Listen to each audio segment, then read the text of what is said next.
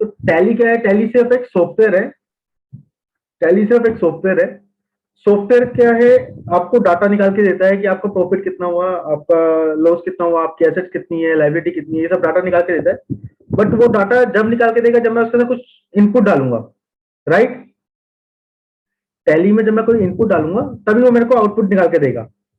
अगर मान लीजिए मैं उसको बता रहा हूँ कि मैंने कुछ परचेज करी है 5,000 रुपए की, तो मैं टैली में एंट्री डालूंगा 5,000 रुपए की परचेज की, तभी वो मेरे को दिखाएगा कि हाँ मैंने 5,000 की परचेज करी है।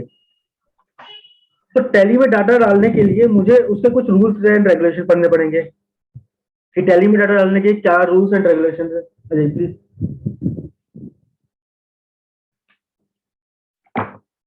हाँ प्लीज 1 मिनट होल्ड कीजिएगा, आप इधर ही बैठे इसके ऊपर कर नहीं पा रहे अभी हम लोग। हम यहीं पे देखेंगे, आप सुनिए। ठीक है, कोई दिक्कत नहीं। क्या नाम बताया आपने? मनोज।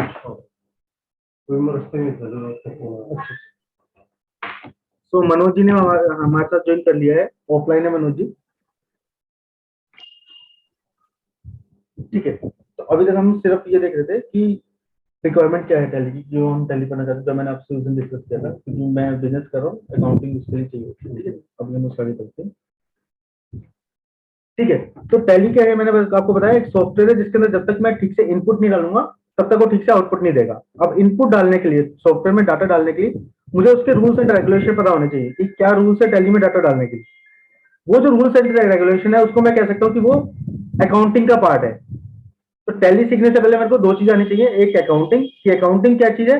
अकाउंटिंग सीखने के बाद मैं उस डाटा को टैली में डालना सीखूंगा। टैली में डालने के बाद में मेरे को एक्चुअल सिचुएशन पता चलेगी कि मेरा बिजनेस में क्या प्रॉफिट आ रहा है या क्या लॉस आ रहा है। ठीक है, तो अब टैली सीखने से पहले मेरे को सबसे पहले क्या सीखना पड़ेगा? अकाउंटिंग। 1 मिनट होल्ड कीजिए।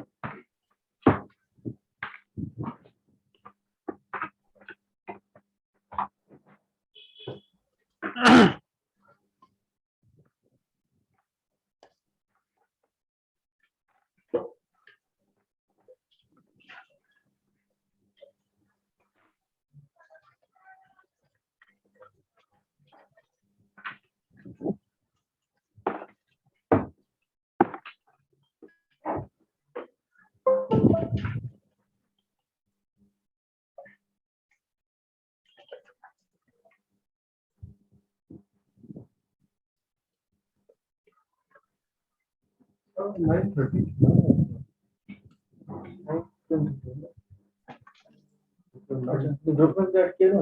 हाँ, 9 नहीं 9 अच्छा कोई नहीं। आज तो ऐसी फर्स्ट क्लास है तो ज्यादा मैं कराऊंगा नहीं, क्योंकि कुछ बच्चे जो लेट करेंगे। आज सिर्फ बेसिक सीखेंगे हम लोग। 9 है ना सर?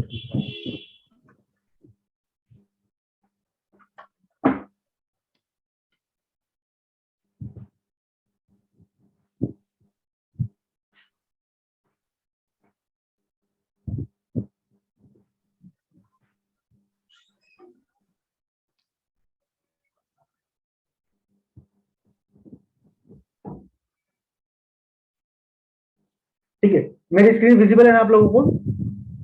Yes sir. ठीक है, तो टैली सीखने से पहले मुझे क्या चाहिए? Accounting, right? अब अकाउंटिंग सीखने के लिए क्या है, उसके कुछ रूल्स एंड रेगुलेशंस हैं। जब मेरे को ये टैली के रूल्स, अकाउंटिंग के रूल्स आ जाएंगे तो मुझे क्या आ जाएगी? अकाउंटिंग आ जाएगी, अकाउंटिंग कैसे करते हैं। जब अकाउंटिंग आ जाएगी तो मैं उसके लिए क्या करूंगा? टैली में डाटा एंट्री करूंगा। देखिए मान लीजिए टैली का सॉफ्टवेयर है,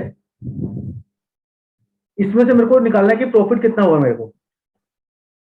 ये सॉफ्टवेयर टैली का एक, आपको पता है, इसमें से मुझे कैलकुलेट करना है कि मेरा प्रॉफिट कितना हुआ पूरे साल में। तो इसके लिए मैं इसमें कुछ डाटा एंट्री करूंगा ना। जब ये मेरे को एक्चुअल में फिगर निकाल के देगा तो ये जो डाटा मैं एंट्री करूंगा इसमें टैली में, वो किसके थ्रू करूंगा? अकाउंटिंग के रूल्स एंड रेगुलेशन के बेस पे, अकाउंटिंग के बेस पे। जो अकाउंटिंग है इसके बेस पे मैं इसमें डाटा की एंट्री करूंगा। जब ये डाटा की एंट्री सही जाएगी तो मेरा प्रॉफिट सही कैलकुलेट होगा। अब ये अकाउंटिंग की एंट्री डालने के लिए मेरे को उसके रूल्स एंड रेगुलेशन सीखने पड़ेंगे। राइट। तो अभी सबसे पहले हमारा फोकस रहेगा पहले कुछ क्लासों में इसके रूल्स एंड रेगुलेशन सीखने में अकाउंटिंग के। जब हम रूल्स एंड रेगुलेशन में परफेक्ट हो जाएंगे फिर हम आएंगे टैली के सॉफ्टवेयर पे कि टैली का सॉफ्टवेयर एक्चुअली क्या है, राइट। क्योंकि अकाउंटिंग तो पहले भी होती थी, प्रॉफिट तो आज से 50 साल पहले भी कैलकुलेट किया जाता था जब टैली का सॉफ्टवेयर नहीं था, राइट। टैली का सॉफ्टवेयर नहीं था बट फिर भी प्रॉफिट कैलकुलेट करते थे बिजनेसमैन। तो वो कैसे करते थे, अकाउंटिंग उनके पास में अकाउंटिंग रूल्स थे, उनको आते थे, उसके अकॉर्डिंग वो अकाउंटिंग करते थे। अब वो अकाउंटिंग उस टाइम पे वो कैसे करते थे, मैनुअली। वो कैसे करते थे, मैनुअली। मैनुअली कैसे, लेजर बुक्स होती थी, उसके अंदर सारा का सारा इनपुट डाटा लिखते थे मैनुअली, हाथ से सब कुछ लिखते थे, उसका जो प्रॉफिट कैलकुलेट करके फाइनल निकाल के देते थे। तो वो सब होता था मैनुअली, हाथ से लिखने का काम। जैसे रजिस्टर में हम अपनी एंट्री करते हैं वैसे ही वो रजिस्टर में सब कुछ मेंटेन करते थे कि कितना किससे सामान आया, कितना किसको गया, और उस अकाउंटिंग के रूल्स के अकॉर्डिंग, ठीक है, और वो प्रॉफिट की फिगर निकालते थे। अब क्या हुआ, जब डिफरेंट हो गया, चेंज हुआ पीरियड, तो मैनुअल अकाउंट की जगह पे क्या आ गया, सॉफ्टवेयर आ गए, लाइक टैली हो गया, बिजी हो गया, मार्ग हो गया। ये सब क्या है, हमारे अकाउंटिंग के सॉफ्टवेयर हैं। तो जो हम काम पहले मैनुअली करते थे वो अब इन सॉफ्टवेयर के थ्रू करते हैं। तो ये तीनों चीज जो मैंने आपको बताया, ऐसे कई सारे मार्केट में सॉफ्टवेयर है, टैली, बिजी, मार्ग, टैली का ही वर्जन है, प्राइम, टैली प्राइम ना, वो टैली का ही वर्जन है।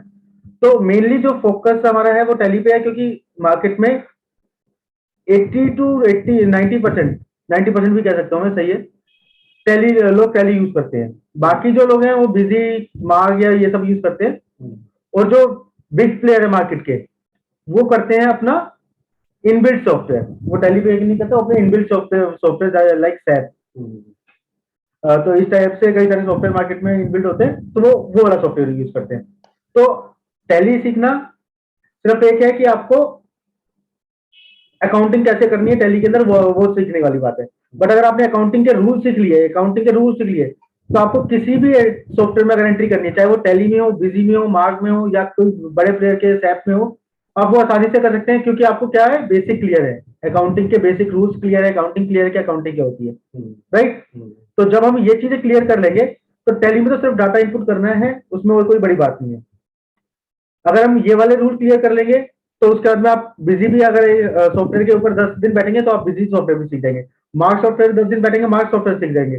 सैप के ऊपर आप ट्रेनिंग लेके प्रॉपर देखिए तो आप सैप सीख जाएंगे। तो बेसिक हमारा मेथोडोलॉजी रहेगी कि हम इसके रूल्स सीख ले सारे के सारे, कि अकाउंटिंग के रूल्स क्या होते हैं।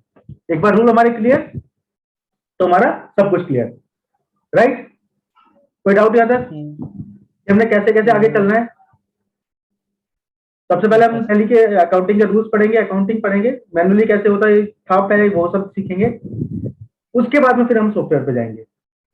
क्योंकि अगर मेरे को मैनुअल पे कमांड आ गई ना थोड़ी सी भी, तो मैं किसी भी सॉफ्टवेयर में उसको एंट्री करूंगा। अगर मैंने मैनुअली पढ़ के देख लिया कि मैनुअली कैसे काम होता था, तो मैं किसी भी सॉफ्टवेयर में XYZ कोई नया सॉफ्टवेयर अगर मार्केट में आज की डेट में डेवलप हो रहा है, वो सॉफ्टवेयर डिमांड में आता है, तो मैं उसमें भी अपना काम कर सकता हूँ, क्योंकि मुझे बेसिक क्लियर है। डन। चलिए, अब ये तो हो गया हमारा कि हम कैसे कैसे क्लास लेंगे। अब नेक्स्ट चलते हैं हमारा कि अकाउंटिंग करने से पहले मैं ये समझ लूं कि बिजनेस किस टाइप से होते हैं। ठीक है, हम अकाउंटिंग कैसे करें, बिजनेस की, बिजनेस वाले पर्सन की जो बिजनेस चला रहा है। मान लीजिए मैं कोई गारमेंट का बिजनेस चला रहा हूँ, तो मेरे को अगर अपना प्रॉफिट कैलकुलेट करना है तो मैं अपने गारमेंट के बिजनेस की सारी डिटेल अपने अकाउंटेंट को दूंगा, भाई मेरी परचेज ये है, सेल ये है। अब अकाउंटेंट को पता होना चाहिए कि वो जो बिजनेस चला रहा है वो किस फॉर्म में चला रहा है। बिजनेस चलाने के कुछ लीगल फॉर्म्स होते हैं, सुना होगा आपने। प्रोप्राइटरशिप के नाम से सुना है आपने, पार्टनरशिप का नाम सुना है, कंपनी का नाम सुना है। तो ये सब क्या है, फॉर्म्स है, बिजनेस के फॉर्म्स है कि किस वे में मैंने बिजनेस स्टार्ट करना है। तो एक अकाउंटेंट को सबसे पहले तो ये पता होना चाहिए कि वो जिसकी अकाउंटिंग कर रहा है, जिस भी बिजनेस की अकाउंटिंग कर रहा है, वो किस टाइप का बिजनेस, किस टाइप की लीगल फॉर्म है उस बिजनेस की। कि क्या वो बंदा प्रोप्राइटरशिप में काम कर रहा है, क्या वो पार्टनरशिप में कर रहा है, क्या वो एज ए कंपनी कर रहा है। क्योंकि इन सबके थोड़े थोड़े डिफरेंट रूल्स आ जाते हैं एडिशनल। एक तो होगा कॉमन रूल जो सब में अप्लाई होगा, प्लस एडिशनल की प्रोप्राइटरशिप के केस में आपने बैलेंस शीट इस तरीके से बनानी है, पार्टनरशिप में आपने इस तरीके से बनानी है, कंपनी में आपने इस तरीके से बनानी है, तो एडिशनल एक्ट वाइज है, ठीक है। तो आज हम सबसे पहले ये सीख लेते हैं कि बिजनेस किस टाइप के होते हैं। कि जब भी कोई पर्सन एज ए अकाउंटेंट, अगर आप चाहे अपना खुद का बिजनेस कर रहे हैं, चाहे आप किसी पर्सन के पास में जाके अकाउंटिंग कर रहे हैं, तो आपको स्टार्टिंग से लेके एंड तक बिल्कुल स्टार्टिंग पॉइंट से उस पर्सन के और सारी डिटेल नॉलेज होनी चाहिए कि क्या वो बिजनेस करता है, किस फॉर्म में करता है, किस चीज का बिजनेस है, कि अकाउंटिंग थोड़ी बहुत उस चीज से डिफरेंट हो सकती है। कि सपोज मान लीजिए कोई एक सर्विस इंडस्ट्री है, उसके अंदर आपका स्टॉक तो होगा नहीं। स्टॉक मतलब जो मैनुअली मान लीजिए सेल परचेज, जो एक पर्सन है जो सेल परचेज करता है मोबाइल का, एक पर्सन है जो सर्विस देता है या टीचिंग लाइन में या सर्विस लाइन में किसी में भी। तो जो सेल परचेज करता है उसमें क्या होगा, स्टॉक अवेलेबल होगा कि उसके पास में कितने अमाउंट का स्टॉक पड़ा हुआ है गोडाउन में, कितना उसने खरीदा, कितना बेचा, उसकी क्वांटिटी का हिसाब किताब भी वो रखता होगा। लेकिन जो सर्विस दे रहा है उसके पास में तो कोई स्टॉक होगा ही नहीं, ना उसने कोई चीज आइटम सेल कर रहा है, ना कोई परचेज कर रहा है। तो ये दोनों चीजें थोड़ी सी डिफरेंट हो जाती हैं। तो जब भी हम अकाउंटिंग करते हैं तो हमें सब सर्विस को क्या करता है? देखिए, एक है सेल परचेज कि मैं ट्रेडिंग कर रहा हूँ, कोई मोबाइल की दुकान पकड़ के मैंने मोबाइल सेल परचेज कर रहा हूँ। दूसरा है मेरा, मान लीजिए मैं टीचिंग कर रहा हूँ। अब मैं जब आपको टीचिंग दे रहा हूँ तो मेरे पास फिजिकली कोई आइटम तो नहीं आया मेरे पास में कि मैंने कोई आइटम आपको बेचा हो, गुड्स और गुड्स और मेरे पास में कोई गुड्स तो नहीं आया ना, मैंने आपको कोई गुड्स बेचा, गुड्स सर्विस। हाँ, तो मैं सर्विस दे रहा हूँ, मेरे पास में कोई गुड्स नहीं है, कोई स्टॉक नहीं है। लेकिन जो बंदा ट्रेडिंग कर रहा होगा मोबाइल बिजनेस में या फिर किसी और चीज में, तो उसके पास में फिजिकली गुड्स अवेलेबल होगा गोडाउन में कि कितनी क्वांटिटी उसने परचेज करी, कितनी सेल करी। तो अकाउंटिंग इस चीज में डिफरेंट भी होती है कि एक तो कॉमन रूल होगा जो दोनों पे अप्लाई होंगे, बट स्टॉक वाला रूल किस पे अप्लाई होगा, गुड्स वाले पे जो मोबाइल की ट्रेडिंग कर रहा है। क्लियर हो रहा है कुंदन, श्रीनिवास? का यस सर। ठीक है, तो गुड्स का जो है डिपेंड करता है कि गुड्स वाला जो की अकाउंटिंग किसके ऊपर लगेगी हमारी, जो ट्रेडिंग कर रहा है। प्लीज बैठिए, आप भी इस साइड में बैठ जाइए, ये चल नहीं रहा है अभी, यहाँ पे बैठिए, इसी में देख लेंगे।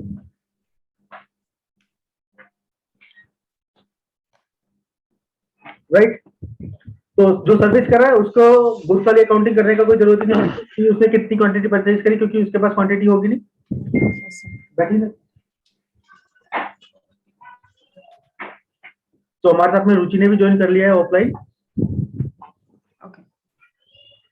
ठीक है, तो ये तो हो गया हमारा कॉन्सेप्ट की मेरे को क्या माइंडसेट करना है अकाउंटिंग करने से पहले। राइट, कि मुझे उस बिजनेस की सारी नॉलेज होनी चाहिए। अब उस बिजनेस की नॉलेज लेने के लिए पहले मुझे पता भी तो होना चाहिए कि बिजनेस किस किस टाइप के होते हैं। बोलो हाँ। मुझे जब तक पता नहीं होगा कि प्रोप्राइटरशिप क्या होती है, पार्टनरशिप क्या होती है, तो मैं उसकी अकाउंटिंग कैसे करूंगा, सामने वाले पर्सन को समझ कैसे पाऊंगा। ठीक है, तो आज की क्लास में हम क्या करने वाले हैं, बिजनेस के टाइप समझने वाले हैं कि किस टाइप से बिजनेस होता है इंडस्ट्री में, उसके क्या क्या फॉर्म्स होते हैं, क्या क्या उसके कंप्लाइंस होते हैं, तो हम वो पढ़ते हैं। ठीक है, चलिए।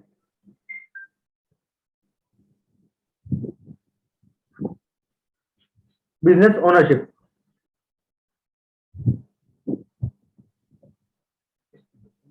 बिजनेस ओनरशिप मतलब कि बिजनेस जो रन कर रहा है उसकी ओनरशिप किस किस हिसाब से हो सकती है। कि मान लीजिए मैं कोई, परफेक्ट, एलएलपी हो सकती है, प्राइवेट लिमिटेड हो सकती है, पार्टनरशिप हो सकती है, प्रोप्राइटरशिप हो सकती है। हाँ, ये सब सारे क्या है हमारे फॉर्म्स है ओनरशिप के।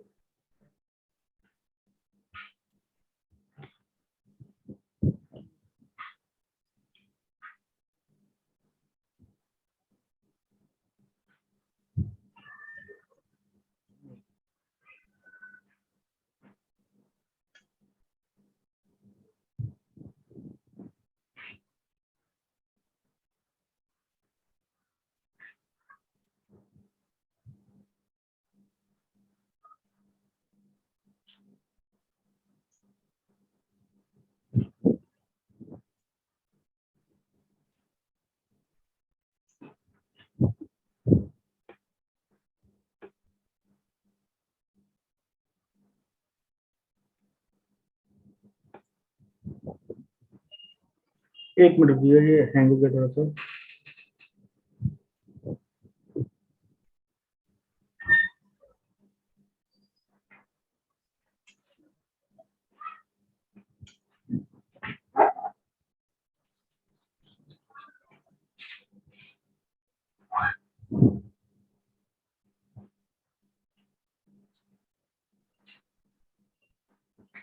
एक मिनट रुकना, थोड़ा सा ये हैंग हो गया, मैं ठीक कर रहा हूँ।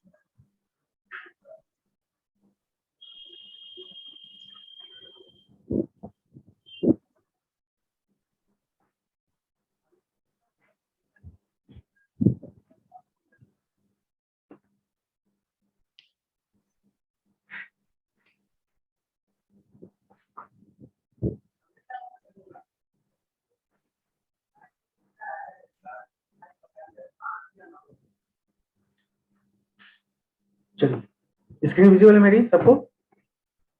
अच्छा, तो क्या होता है बिजनेस ओनरशिप, हम उसके बारे में पढ़ते हैं। An entrepreneur needs to understand the advantage and disadvantage of various type of business so that they can choose any of the best which needs their situation. तो एक बिजनेसमैन को क्या चाहिए जब भी कोई बिजनेस स्टार्ट करता है? अच्छा, दूसरी बात, जब भी हम अकाउंटिंग करते हैं, आप बैठेंगे प्लीज, ठीक है वो, ठीक है। जब भी कोई बिजनेसमैन बिजनेस स्टार्ट करता है तो उसे पता होना चाहिए कि उसके पास में क्या क्या अपॉर्चुनिटी, क्या क्या टाइप के बिजनेस, किस किस टाइप से वो बिजनेस स्टार्ट कर सकता है, राइट। अब जब हम अकाउंटिंग करते हैं तो हमारा काम सिर्फ इतना नहीं होता कि सामने वाला पर्सन हमारे पास में आया, उसने डाटा दिया और हमने उसको टैली में डालना शुरू कर दिया, ठीक है। जब भी हम अकाउंटिंग के प्रोफेशन में आते हैं तो सामने वाला हमको हमसे एडवाइस लेने भी आता है, राइट। जब भी हम कोई काम करते हैं तो सामने वाला हमारे से एडवाइस लेने भी आता है, सामने वाला हमसे एडवाइस लेने भी आता है कि मैं क्या करूं, ठीक है। वो सिर्फ इसलिए नहीं आता कि आप ये डाटा है मेरा मेरा टैली में एंट्री करके मुझे डाटा दे दीजिए, ये मेरा प्रॉफिट कितना हुआ। वो आपके पास में आएगा, 10 सवाल पूछेगा कि सर मैं नया बिजनेस स्टार्ट कर रहा हूँ, आप बताओ कैसे करूँ। तो जब वो आपसे पूछ रहा है कि उसने नया बिजनेस स्टार्ट करना है तो आपको भी पता होना चाहिए कि कैसे वो स्टार्ट कर सकता है। आप क्या क्या सोर्स उसको बताएंगे कि भाई इस तरीके से आप बिजनेस स्टार्ट कर सकते हैं, राइट। जब तक आपको ही नहीं पता होगा कि प्रोप्राइटरशिप में काम हो सकता है या कंपनी खोल के काम हो सकता है या पार्टनरशिप में काम हो सकता है, एलएलपी में हो सकता है, तब तक आप उससे एडवाइस क्या करेंगे? तो उसको एडवाइस देने से पहले मुझे ही पता होना चाहिए कि किस टाइप से वो सामने वाला पर्सन बिजनेस स्टार्ट कर सकता है। तो एक बिजनेसमैन जब भी बिजनेस स्टार्ट करता है सबसे पहले वो यही आइडेंटिफाई करने की कोशिश करता है कि मैं स्टार्टिंग कहां से करूं। सबसे पहले वो आइडेंटिफाई करता है क्या मैं खुद ही अपना पैसा लगा के खुद ही काम करना शुरू कर दूं या मैं किसी साथ में एक पार्टनर को लेके आऊं, हम दोनों मिलकर काम करें, या अगर थोड़ा सा बड़े लेवल पे करना है कि भाई पार्टनरशिप में आजकल पता है कि धोखेबाजी ज्यादा होती है, तो हम इसको एक लीगल वे में कंपनी के फॉर्म में लेके चलते हैं ताकि ना सामने वाले जो मेरा पार्टनर है उसको दिक्कत हो ना मुझे दिक्कत हो, तो हम कंपनी फॉर्म कर सकते हैं, राइट। तो इस टाइप से बिजनेस होते हैं। तो मैं आप चलते हैं हम नेक्स्ट पे।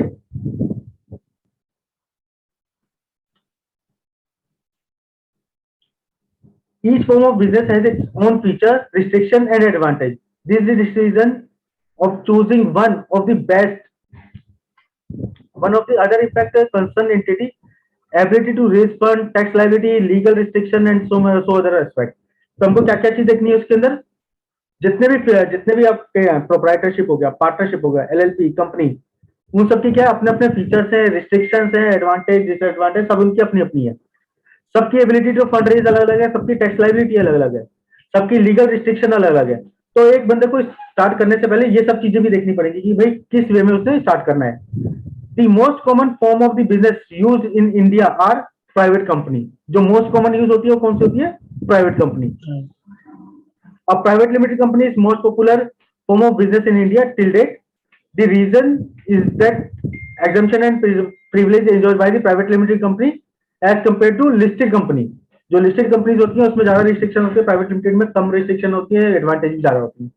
ठीक है, तो हम सबसे पहले स्टार्ट करते हैं सोल प्रोप्राइटर से, एक एक करके। ठीक है, सबसे जो इजीएस्ट वे है बिजनेस स्टार्ट करने का वो क्या है? Sole proprietorship. राइट, तो आपके पास में कोई बंदा आता है कि भाई मैंने बिजनेस स्टार्ट करना है, आप उसके अकाउंटिंग वगैरह भी देख लेना, बट मुझे पहले एडवाइस कर दो कि कैसे मैं स्टार्ट करूं। तो सबसे पहले आप क्या कहोगे कि भाई सबसे इजीएस्ट वे अगर आपने देखना है तो वह सोल प्रोप्राइटरशिप। अपना पैसा लगाओ, अपना कमाओ, अपना घर में बैठो आराम से। राइट, कुछ नहीं करना, जो भी बिजनेस करना है उसके अंदर उसका माल परचेज कर लो, जिसको सेल करना है उसको सेल कर दो। जीएसटी की लायबिलिटी बनती है तो जीएसटी रजिस्ट्रेशन ले लो, नहीं बनती तो वो भी मतलब 20 लाख से कम है तो जितना प्रॉफिट हुआ है उसके ऊपर टैक्स दो और खत्म, बात खत्म। तो सबसे इजीएस्ट वे कौन सा है? Proprietorship. The easiest and most popular form of business ownership in the sole proprietorship, which is wholly owned, managed and controlled by a single person. यहाँ पे वर्ड पे ध्यान देना, सिंगल पर्सन। क्या बोलते हैं? सोल प्रोप्राइटरशिप मतलब सिंगल पर्सन, जो सिंगल पर्सन चलाता है कि भाई मैंने बिजनेस, मेरे माइंड में कोई बिजनेस करने का आइडिया आया कि मैं लोगों को हवा भर के बेचूंगा किसी भी चीज में, कुछ नहीं करना। तो मैंने अपना उसके अंदर क्या क्या इन्वेस्टमेंट करनी है खुद ही करी, खुद ही उसका माल परचेज करा, लोगों को पता करा, जिनको सेल करनी है उनको सेल किया और प्रॉफिट कमाया, बैठ गया, प्रॉफिट के ऊपर टैक्स दिया, खत्म। ठीक है, तो क्या हुआ? सिंगल पर्सन, जो मैं सिंगली काम कर रहा हूँ वो है sole proprietorship, which is owned, managed and controlled by single person। कि सिंगल पर्सन ने ओन करी है वो, known as proprietorship, who receives all profit and ultimate liability, unlimited liability। जो सारे प्रॉफिट भी लेता है उस बिजनेस से रिलेटेड और उसकी सारी लाइबिलिटी भी उसकी खुद की होती है। मतलब कि अगर मैंने कोई बिजनेस स्टार्ट किया मोबाइल सेल परचेज का, मोबाइल सेल परचेज मेरे मुंह से आप बार बार सुनेंगे, मेरा पता नहीं कि फेवरेट बन जाता है ये सामने फोन देख के। ठीक है, तो मोबाइल सेल परचेज का मान लीजिए बिजनेस शुरू किया, तो उस सेल परचेज में जितना भी प्रॉफिट होगा मेरा खुद का प्रॉफिट होगा, ना किसी और का, क्योंकि मैंने अपना पैसा लगाया। तब जब प्रॉफिट मेरा होगा तो लाइबिलिटी भी मेरी होगी। अगर मान लीजिए बिजनेस स्टार्ट करने के लिए मैंने किसी से 5 लाख का लोन ले लिया,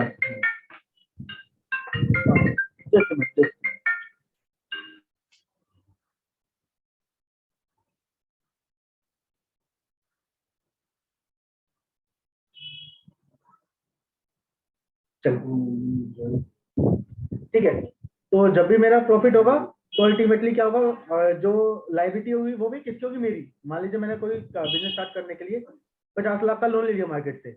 ठीक है, लोन लेने के बाद में जितना मेरा प्रॉफिट हुआ, प्रॉफिट तो मेरा है, बट लोन चुकाने की लाइबिलिटी किसकी है? वो भी मेरी है। कल को अगर मैंने लोन नहीं चुकाया वो 50 लाख का, तो सामने वाला बंदा जिससे मैंने लोन लिया, चाहे वो बैंक से लिया हो चाहे वो किसी पर्सन से लिया हो, वो मुझसे ही तो मांगने आएगा कि भाई तूने 50 लाख रुपए दिए थे मुझे वापस दे। तो अनलिमिटेड लाइबिलिटी किसकी है? मेरी खुद की, सोल प्रोप्राइटरशिप की। तो सोल प्रोप्राइटरशिप क्या है? मेरा खुद का बिजनेस जिसमें मैंने इन्वेस्ट किया, सारे प्रॉफिट भी मेरे, सारी लाइबिलिटी भी मेरी, एसेट लाइबिलिटी जो भी whatever belongs to me only. ठीक है, आगे बढ़ते हैं। ये मेन लाइन है जो हम करने वाले हैं। In the eyes of law there is no distinction between the sole proprietor and the business owned by him and her। इस लाइन को थोड़ा सा ध्यान से रखना, ये हमेशा मैं तुम्हारे अकाउंटिंग के टाइम पे तुम्हारे को याद दिलाऊंगा, चाहे तो इसको नोट कर लो। ये जो मैं हाईलाइट कर रहा हूँ, in the eyes of law there is no distinction between sole proprietorship and business own by him and her.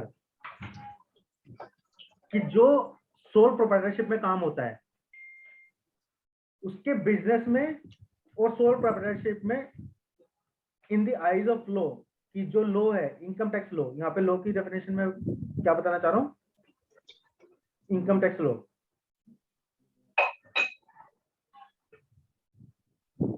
Sir आवाज थोड़ा तेज कर लीजिए, धीरे धीरे आ रहा है। गेट क्लोज कर देंगे,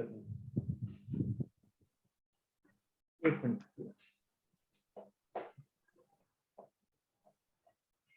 मेरे यहाँ पे वॉल्यूम फुल है, मैंने गेट क्लोज किया, शायद उससे थोड़ा सा फर्क पड़ जाए। अभी ठीक है? Yes sir. हाँ जी। तो ये जो लाइन मैंने हाईलाइट की ना, ये बहुत इंपॉर्टेंट लाइन है हमारी अकाउंटिंग में। मैं कई जगह इसका रेफरेंस आपको दूंगा। तो ये क्या कहता है, in the eyes of law. Eyes of law मतलब जो इनकम टैक्स लॉ है ना, इनकम टैक्स एक्ट, मैं बेसिकली उसकी बात कर रहा हूँ। लॉ मतलब यहाँ पे मैं स्पेसिफिकली इनकम टैक्स एक्ट की बात कर रहा हूँ कि इन दी आईज ऑफ लॉ, कि मतलब इनकम टैक्स के नजरिए से, समझना, इनकम टैक्स एक्ट के नजरिए से, लॉ के नजरिए से, जो सोल प्रोप्राइटर है, मतलब मैं जो हूँ, मैं सोल प्रोप्राइटर हूँ अगर मैं मोबाइल का बिजनेस कर रहा हूँ, and the business owned by me, जो मोबाइल का बिजनेस है, वो दोनों सेम है, वो अलग अलग नहीं है। अब मैं इसको थोड़ा सा एक्सप्लेन करता हूँ आपको। देखिए,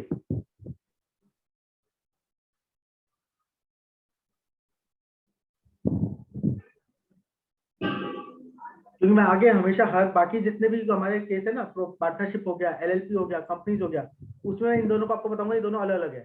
बट सोल प्रोप्राइटरशिप में मैं आपको कह रहा हूँ सेम है। तो वो कैसे, देखो, ये मेरी शॉप है और ये है प्रोप्राइटर, ये प्रोप्राइटर है और ये है उसकी शॉप जहाँ पे वो काम कर रहा है, जहाँ पे उसने बिजनेस शुरू किया, बिजनेस स्टार्ट किया। तो अब क्या होता है, ये जो प्रोप्राइटर है ये इसका सिंगल ही ओनर है। प्रोप्राइटर इसका सिंगल ही ओनर है, कि सिंगल ही मतलब जितना प्रॉफिट होगा इससे, इसी से रिलेट करेगा, लाइबिलिटी होगी इससे रिलेट करेगी, मैंने अभी आपको ये बताया। तो इनकम टैक्स लॉ क्या कहता है, लॉ कहता है कि इस बिजनेस से प्रॉफिट जितना भी होगा ना, इस बिजनेस के एक्सपेंस जितने भी होंगे, लॉस जितना भी होगा, लाइबिलिटी जितनी भी होगी, एसेट जितनी भी होगी, ये सारी वर्डिंग हम आगे पढ़ेंगे, इन सबके डेफिनेशंस पढ़ेंगे कि क्या क्या है। वैसे आपको नॉर्मल लैंग्वेज में पता ही होगा प्रॉफिट क्या होता है, कि कितना अर्न किया, एक्सपेंडिचर कितना खर्चा किया, लॉस कितना गवाया, लाइबिलिटी कितनी मैंने पेमेंट करनी है, एसेट कितनी मेरे पास में क्या चीज अवेलेबल है। ठीक है, नॉर्मल लैंग्वेज में यही है। ठीक है, ये सब बिलोंग्स करता है किससे, प्रोप्राइटर से। Only and only proprietor, only and only proprietor से बिलोंग करता है।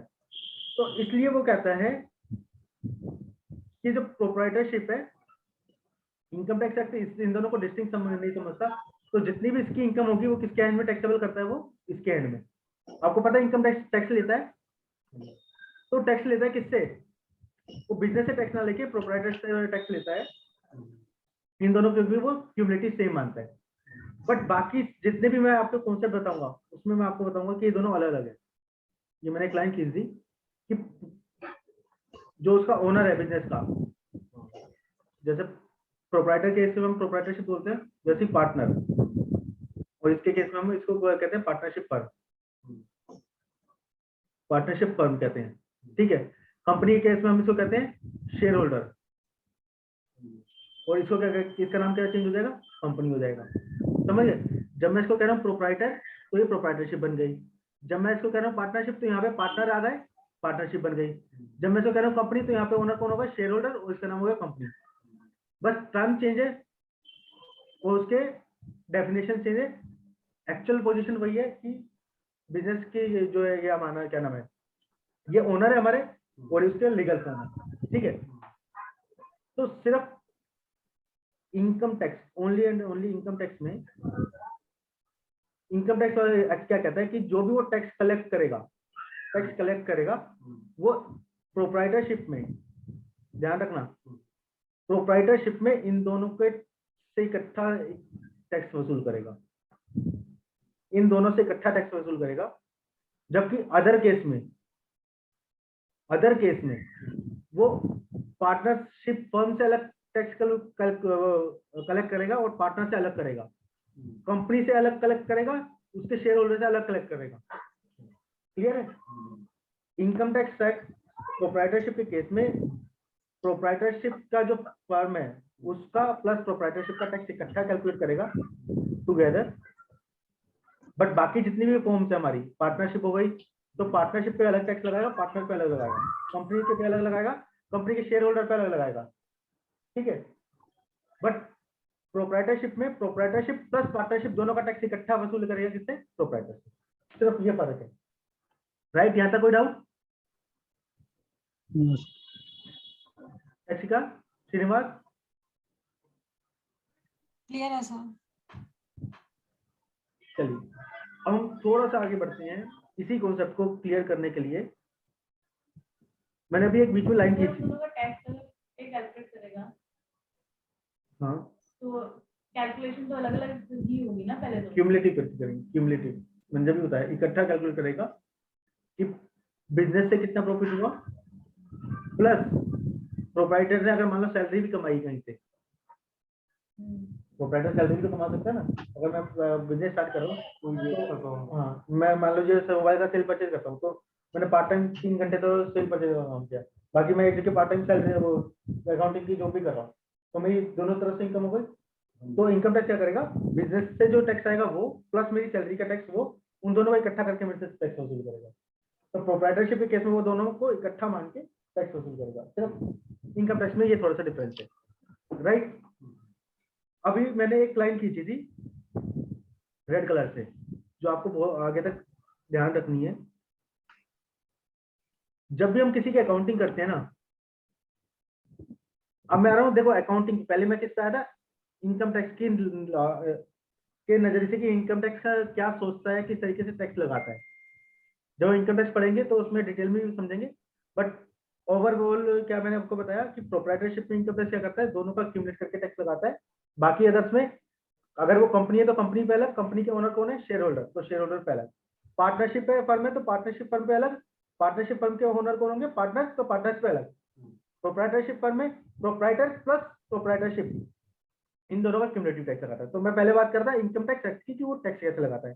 अब हम आते हैं अकाउंटिंग पे, आप ध्यान देना। अब हमारे अकाउंटिंग पे कि अकाउंटिंग कैसे होती है। तो जब भी मैं अकाउंटिंग करता हूं ना, तो ये रेड लाइन को जरूर ध्यान रखना कि ये जो बिजनेस है मेरा,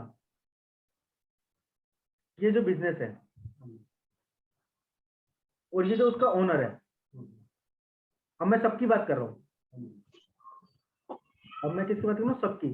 सबकी किसकी? कि अगर ये प्रोप्राइटरशिप है तो प्रोप्राइटर की बात कर रहा हूं, ठीक है। अगर ये पार्टनरशिप है तो मैं पार्टनर्स की बात कर रहा हूं। अगर ये कंपनी है तो मैं शेयर होल्डर की बात कर रहा हूं।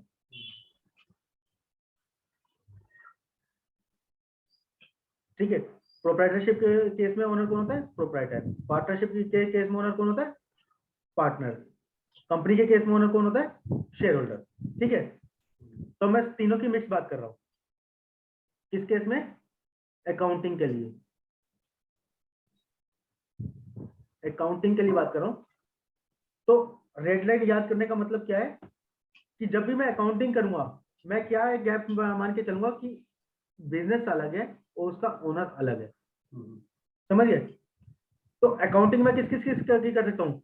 या तो मैं बिजनेस की अकाउंटिंग कर सकता हूँ या उसके ओनर की अकाउंटिंग भी तो कर सकता हूँ कि ओनर की सैलरी कितनी है, ओनर ने शेयर से क्या पैसा कमाया, वो कितना कमाया, तो उसकी अलग कर सकता हूँ, इसकी अलग करता हूँ। तो बिजनेस को मैं हमेशा ओनर से सेपरेट मानूंगा। ये अकाउंटिंग का एक कॉन्सेप्ट है जो आगे हम डिटेल में पढ़ेंगे, बट स्टिल क्योंकि हमारा वो कंटिन्यूएशन में चल रहा है तो मैंने कहा आपको डिटेल में बता दूं थोड़ा सा। तो जब भी मैं अकाउंटिंग करूंगा तो मैं क्या कहूंगा? बिजनेस और उसका ओनर दोनों डिफरेंट है। अगर मैं बिजनेस की अकाउंटिंग कर रहा हूँ, किसी बंदे ने कोई पर्सन मेरे पास में आया कि भाई मैं बिजनेस कर रहा हूँ मोबाइल के सेल परचेज का, मुझे उसका प्रॉफिट कैलकुलेट करना है या मुझे उसकी अकाउंटिंग करवानी है, तो मैं उस बिजनेस की अकाउंटिंग कर रहा हूँ, ना कि उस बंदे की अकाउंटिंग कर रहा हूँ। समझना डिफरेंस थोड़ा सा। मैं उस बिजनेस की अकाउंटिंग कर रहा हूँ, ना कि उस बंदे की अकाउंटिंग कर रहा हूँ। ठीक है, उस बंदे ने मेरे को हायर किया है अकाउंटिंग करने के लिए, बट मैं अकाउंटिंग किसी कर रहा हूँ बिजनेस की, बिजनेस में कितना प्रॉफिट हुआ, बिजनेस में कितना लॉस हुआ, बिजनेस में कितना पैसा उस बंदे ने लगाया, कितना पैसा निकाल के लेके गया, मेरे को उसका हिसाब भी तो करना पड़ेगा ना, कि बिजनेस में उस बंदे ने कितना पैसा लगाया था और कितना निकाल के गया है, उसका हिसाब भी बिजनेस में करना पड़ेगा ना। क्योंकि मेरे को बिजनेस की कैलकुलेशन करनी है कि बिजनेस में प्रॉफिट कितना हुआ। अगर मैं इन दोनों को मिक्स कर दूं कि बिजनेस और ये दोनों एक है, तो प्रॉफिट तो कैलकुलेट कर ही नहीं पाऊंगा। तो इसलिए जब मैं सिर्फ बिजनेस का कैलकुलेशन करूंगा, तो ये मान के चलूंगा कि बिजनेस और owner are separate entity, not same entity. Great, यहाँ तक क्लियर है आपको?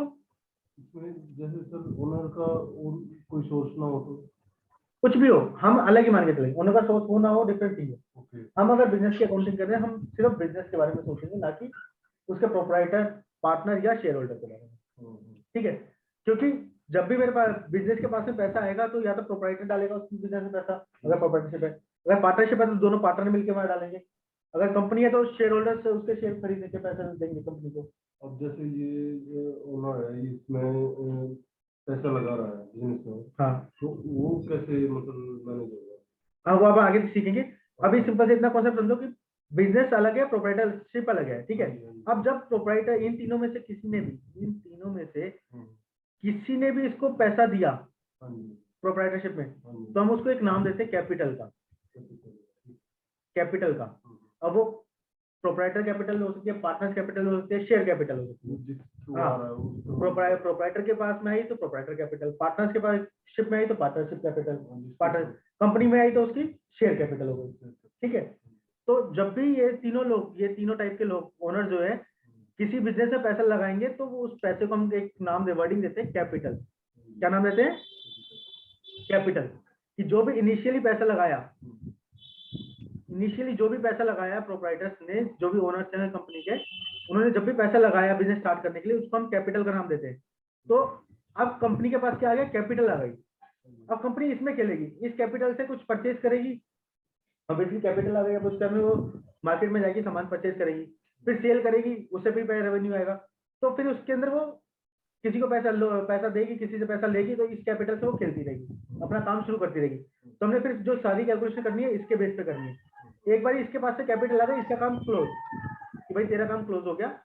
अब कैपिटल आ गई कंपनी में, अब कंपनी अपने हिसाब से प्रॉफिट कैलकुलेट करके तेरे को फिगर बता देगी कि कंपनी में कितना प्रॉफिट हुआ। अब तुम उसके हिसाब से देख लेना कितना प्रॉफिट आपने निकालना है, तो जितना निकालना होगा हम उसको आपको वापस दे देंगे। तो उसका नाम क्या हम देंगे? या तो प्रॉफिट दे देंगे, अगर प्रोप्राइटरशिप या पार्टनरशिप है तो उसका नाम प्रॉफिट देंगे, और अगर शेयर होल्डर है तो वो कंपनी है तो उसका नाम क्या दे देंगे? डिविडेंड। प्रॉफिट जो कैलकुलेट करेगी ना कंपनी, अब कंपनी ने प्रॉफिट कैलकुलेट किया, एक्चुअल में प्रॉफिट बिलोंग तो उसी से कर रहा है ना, ओनर से, क्योंकि उन्होंने पैसा लगाया था।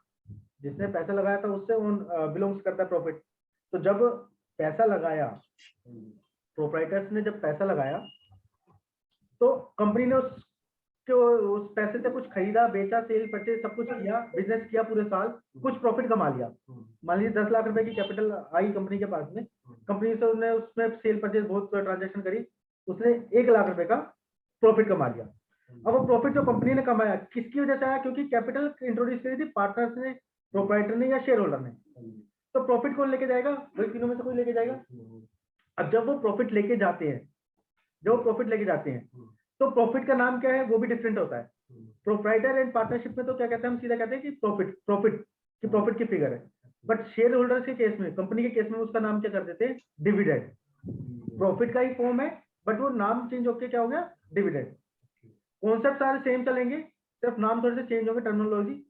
आगे की क्लास में इनकी पूरी प्रॉपर डेफिनेशन भी पढ़ेंगे ताकि क्लियर हो जाए। आज की बिल्कुल बेसिक अंडरस्टैंडिंग है हमारी कि भाई क्या क्या चीज होती है, थोड़ा सा आपको ओवरव्यू मिल जाए अकाउंटिंग का। तो कंपनी के केस में क्या होगा? वो एज ए प्रॉफिट को जो लेके जाएंगे उसको हम क्या नाम देंगे? कि डिविडेंड लेके जा रहे हैं, शेयर होल्डर। राइट, यहाँ तक कोई doubt? Shashika, Kundan, Yes. Srinivas? No sir. सब स्मूथली चल रहा है ना, कुछ फास्ट Yes, तो नहीं sir. जा रहा ना? नहीं सर ठीक है. परफेक्ट। जहाँ पे भी कुछ डाउट हो ऑन द स्पॉट पूछ लेना, और अदरवाइज हमारा जो व्हाट्सएप ग्रुप बना है, अगर आपको क्लास के बाद में कोई डाउट आता है तो आप वो व्हाट्सएप ग्रुप में डाल के पूछ लेना। But Okay, sir. कोई भी डाउट अपना छोड़ना मत, क्योंकि ये बिल्कुल बेसिक क्लासेस हैं। इसमें अगर आपने एक चीज यहाँ पे इतनी सी छोड़ी ना, वो धीरे धीरे इतनी बड़ी बन जाएगी आपकी। बिल्कुल sir. तो यहाँ पे इस क्लास में, इन जो आगे अभी हमारी 5-7 क्लासें होने वाली है, बिल्कुल बेसिक वाली अकाउंटिंग की, उसमें कुछ भी मिस मत करना। जहाँ पे भी हल्का सा भी डाउट आए ना, उसको ऑन द स्पॉट पूछ लेना, ग्रुप में पूछ लेना, पर्सनली पूछ लेना, लेकिन पूछ लेना। ठीक है. Right? Okay sir. Kundan clear है? श्रीनिवास Yes, आपको? श्रीनिवास जी रास्ते में हो गया? नहीं सर। अच्छा, क्लियर है ना सब कुछ? हाँ। चलिए ठीक है। तो ये वाला जो मैंने आपको से बताया, ये लाइन वाला, ये मैं बार बार आपको याद दिलाऊंगा, आप बार बार भूल जाओगे, फिर मैं आपको याद दिलाऊंगा, फिर आप भूल जाओगे। गारंटी लिख के दे रहा हूँ। आगे आने वाले टाइम में जब हम प्रैक्टिकल थोड़ा सा करने लगेंगे, मैं बार बार आपको लाइन डाल के दिखाऊंगा, फिर आप थोड़ी देर में गलती कर देंगे। मुझे पता है करेंगे, प्रैक्टिकल करा हुआ मैंने, बट आपको धीरे धीरे आदत पड़ जाएगी। 2 बार करेंगे, 3 बार करेंगे, सबके बाद आदत पड़ जाएगी आपको, तो लेकिन हो जाएगा क्लियर। इसलिए स्टार्टिंग से अगर आप चले कि भाई बिजनेस अलग है, ओनर अलग है, बस खत्म, अकाउंटिंग खत्म। कि अगर आपने बिजनेस को और एक ओनर को मिक्स कर दिया तो आप अकाउंटिंग कर नहीं पाओगे। बिजनेस को ओनर को सेम अलग अलग करके चलोगे, अकाउंटिंग बहुत स्मूथली चलेगी आपकी। और उसमें सबसे पहली जो आपकी कमी आएगी वो सिर्फ कैपिटल पे ही आएगी। बार बार इसी पे क्वेश्चन रेज करोगे आप, इसी पे मैं बार बार फोकस करूंगा। ठीक है, चलिए कोई नहीं, वो नेक्स्ट क्लास की बात है, जब आएगा तो देखेंगे। ठीक है, आइए आगे चलते हैं।